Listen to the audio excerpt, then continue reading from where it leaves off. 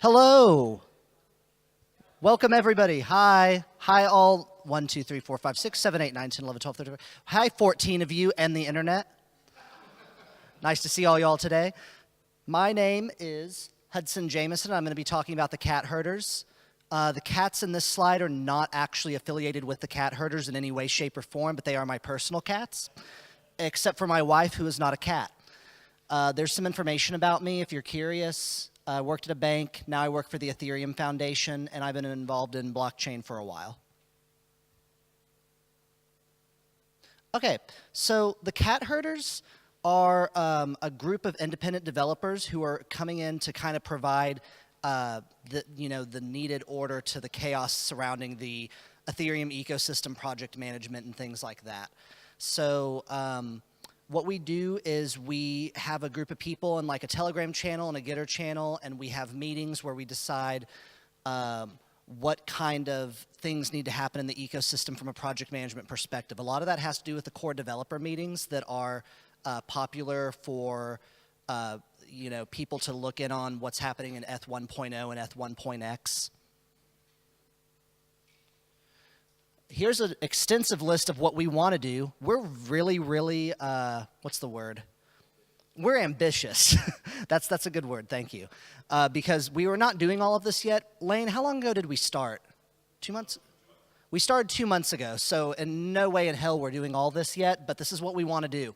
So it's a pretty ambitious list. A lot of it has to do with project management, project sourcing, issue mitigation, communication between projects, budgeting, scoping, things that developers come and they're like, we want to build on this really, really cool Ethereum platform. And then they make a team and it's all developers, and then they all just sit around at a table and they develop all day, and then they never manage themselves, and they don't manage their budget, and they don't manage anything about their team, and they're not really social, and all of them are just like really, really smart, but they can't handle themselves. So that's what we're here for.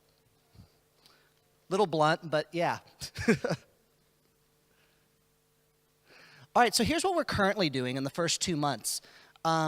So the Constantinople hard fork had a postponement, and what we're doing is we are looking at action items from that post-mortem that was created and seeing how we can integrate those into future hard fork release processes. We're also responsible for coordinating the Constantinople St. Petersburg fork that happened last week. That was a huge success. We contacted a bunch of miners and some exchanges and other stakeholders in the ecosystem to make sure they were all updated so all of us could sleep soundly the night before the hard fork, knowing that it would go along okay. We have not been able to sleep soundly during other hard forks, unfortunately, but this one was really, really well done. ProgPow is an initiative that is something that people are looking at because there's ASICs on the network now, which are like specialized hardware miners, and they want to replace the hashing algorithm from EThash to ProgPow. So ProgPow was from an independent developer team, and there's a lot of controversy around ProgPow. So it was decided that we need an audit to see the efficiency gains of ProgPow versus ASICs if they were to be built on ProgPow, plus if there is fair speed between the NVIDIA and AMD chips. It's a really dense topic, so I won't go into all of it. But basically, the cat herders were involved in figuring out the requirements and getting the proposals and trying to raise funds for the teams that want to audit ProgPow. And then finally, Ethereum Developer Portal. I'm less involved in that initiative, but it's going to be a really, really cool thing where it's like EthHub, except very much more developer-focused, like a good set of documentation for Ethereum. Lane, what am I missing about that? Yeah, we kind of hope someday it'll live on ethereum.org and be kind of an official portal that you can go to as a new or experienced Ethereum developer. And I think that's something we can really make a mark on with our organizational skills. So I'll go through each one of these in a little more detail. The Constantinople postponement, the Constantinople post-mortem action items are hosted on GitHub. There's about 12 of them, and they range from putting project management processes in place to reviewing EIPs to looking at what we can do for further hard forks. So pretty simple stuff. This one was, like I just said, we prepared for the upgrade really well. We had a hard fork checklist that we followed, which I don't think we've ever made a checklist for a hard fork, which sounds like something that should have been done a long time ago. So yeah, we got that accomplished. The ProgPow audit, there's actually two parts of it, which is kind of interesting. There's the benchmarking part, which is like lining up a bunch of GPUs and making sure that AMD and NVIDIA chips perform the same way in ProgPow. But then there's also the more abstract part of the audit, where you're trying to see how long it would take someone to build a ProgPow ASIC, how much more efficient it would be than a GPU miner, and a few other factors like that to figure out exactly if we should put this on our blockchain or not. The Ethereum developer portal, here's the details on that. The idea is to create a go-to place for developers of all skill levels to develop on Ethereum. Clear documentation with like a portion for dApps, a portion for ETH 2.0, tutorials, project examples, stuff like that. When I was first getting involved in Ethereum back in 2015 and 2016, I made the Ethereum Homestead documentation along with a lot of other contributors.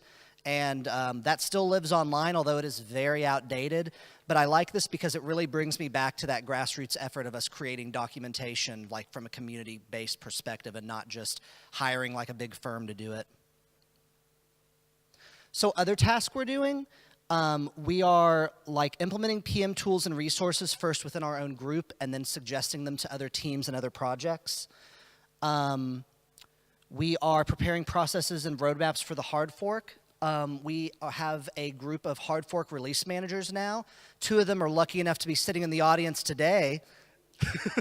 And they are Joe DeLong and Fired. No, it's Dean Eigenman too. And there's a few other people who have volunteered from the cat herders, and we're going to start a group soon on that, probably on Gitter and Telegram, and get that going. So that's going to be real exciting. We've never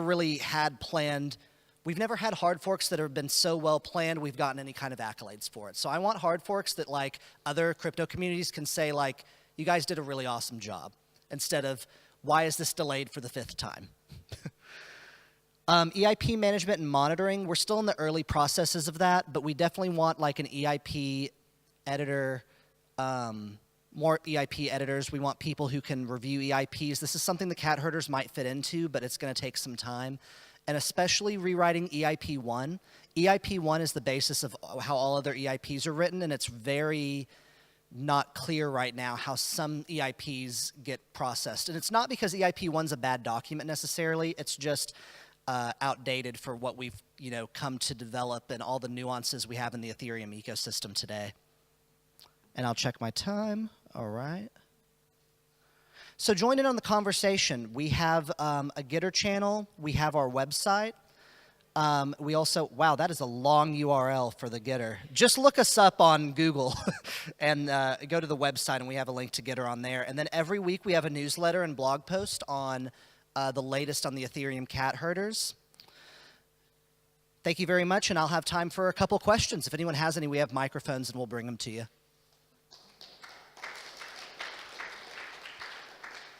Anybody have questions? It doesn't have to be cat herders related, because this is my talk and I don't care.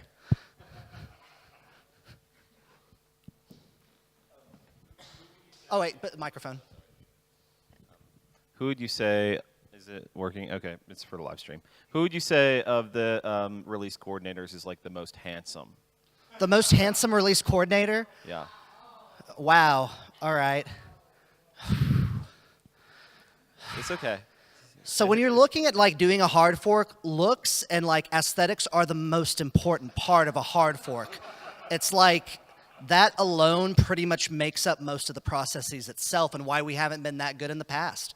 So Afri really set the bar high for his time as release manager, and we're just going to have to see where people take it from there. Oh, latest question.